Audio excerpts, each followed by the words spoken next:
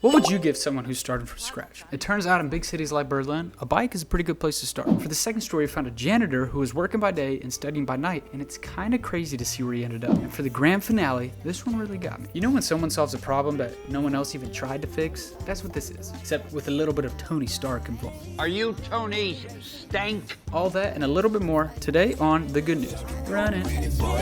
Hey, Carl, how you doing? Do I look good from where you standing? I know I do. I know there's a couple of things in life I need to read. Welcome back to The Good News, a show where we look at good news from around the world, around town, around the block, around the corner. Tomatoes, lamb, lamb, Politics aside. And this week we're going to do things a little bit differently. So small, in fact, some people probably won't even notice. And with that, my name is Logan, and let's dive right into it. Right. Crack on then.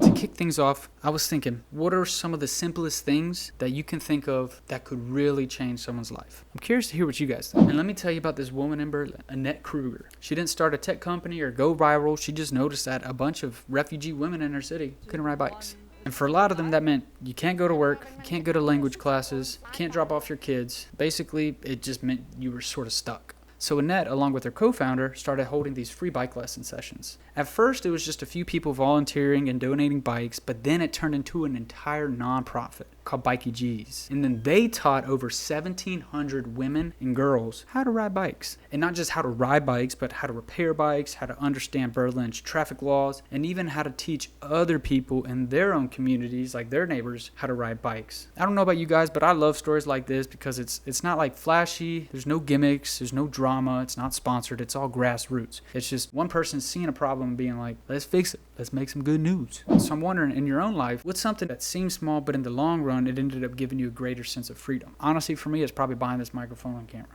Big purchase, but I mean, in the grand scheme of things, it's not that big. But then again, what it does for me is, it allows me to exercise the creative muscle every single day. I've been practicing.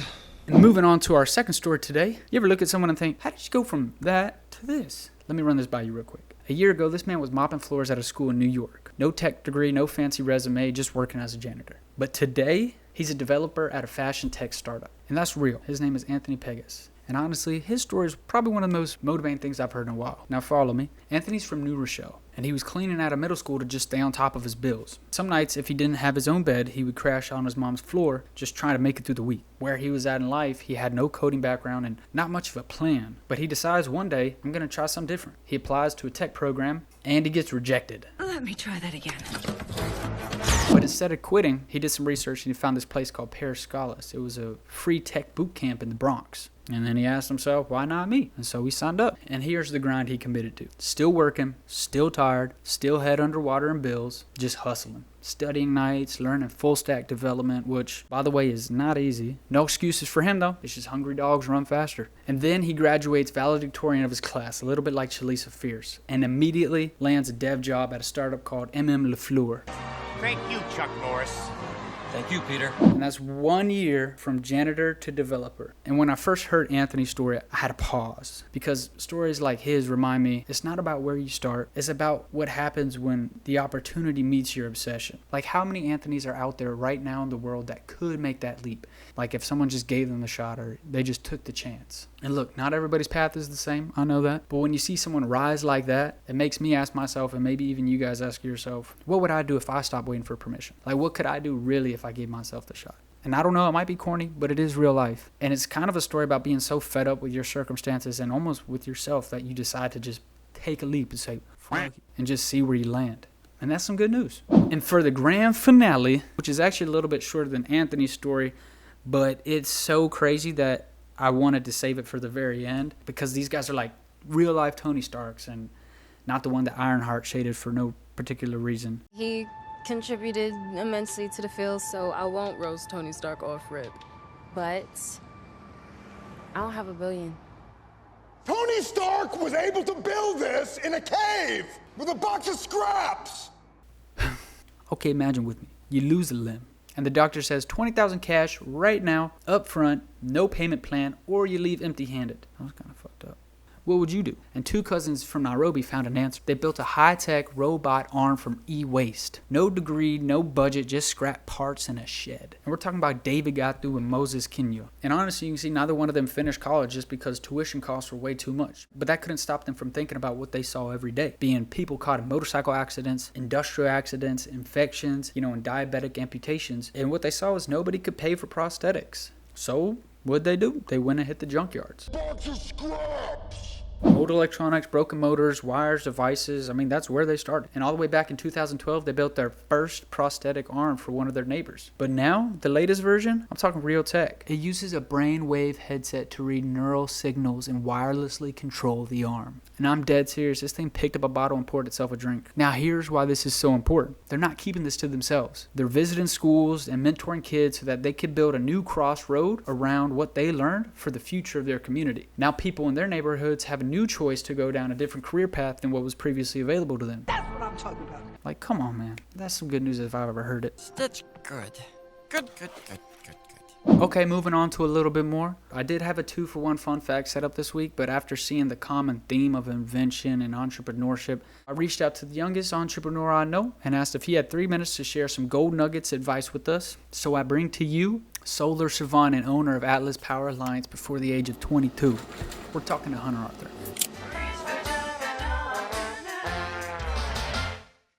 Yeah, just a background when it came to Atlas were the best days of my life, followed by the worst days of my life. We put up close to almost $2 million in revenue. Year after year, on paper, 1099, over $500,000 a year.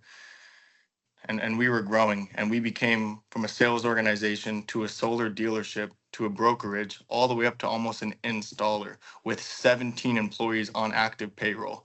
We got the short end of the stick on a lot of funds, damaged a lot of relationships that I've had personally, led me to some corners in my mind that I never wanted to experience. I still don't want to experience. And, I was just kind of picking up my wound for a long time.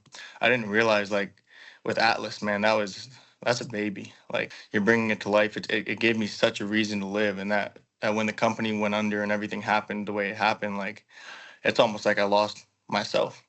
My identity, who I was. And honestly, it was like a 6 to 8 month period where, dude, my confidence shot. I didn't want to get out of bed in the morning. I'd say the biggest nugget, honestly, is first off, having the courage to get punched in the face, having the faith that there will be a day in which you don't get punched anymore, and then having the wisdom to acknowledge all of the different ways you've been punched and the perseverance to continue through. With those 4 things, and the right industry and the right people beside you, the most important, the right people beside you, you will be successful. You will. It's not a matter of if, it's a matter of when. It's easy to get discouraged based on results. In door-to-door sales, I can go knock 100 doors, get told to F off 100 times. I'm going to be sitting with my legs, my hands crossed, head down on an hour car ride home, not getting home till 11:30 at night.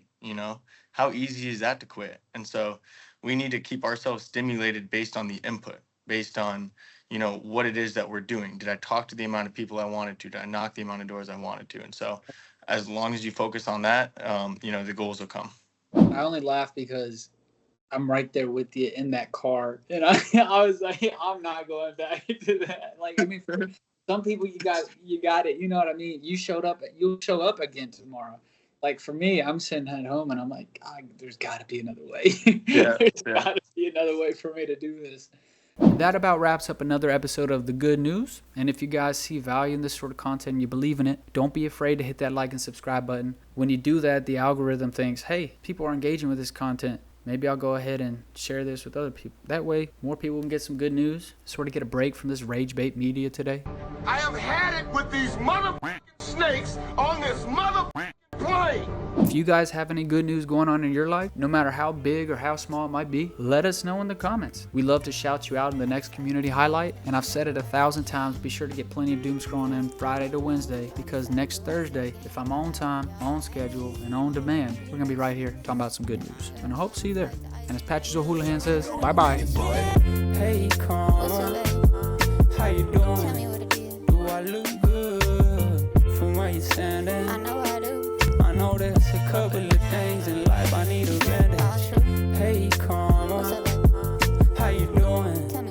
Do I look good from where you standing? I know there's a couple of things in life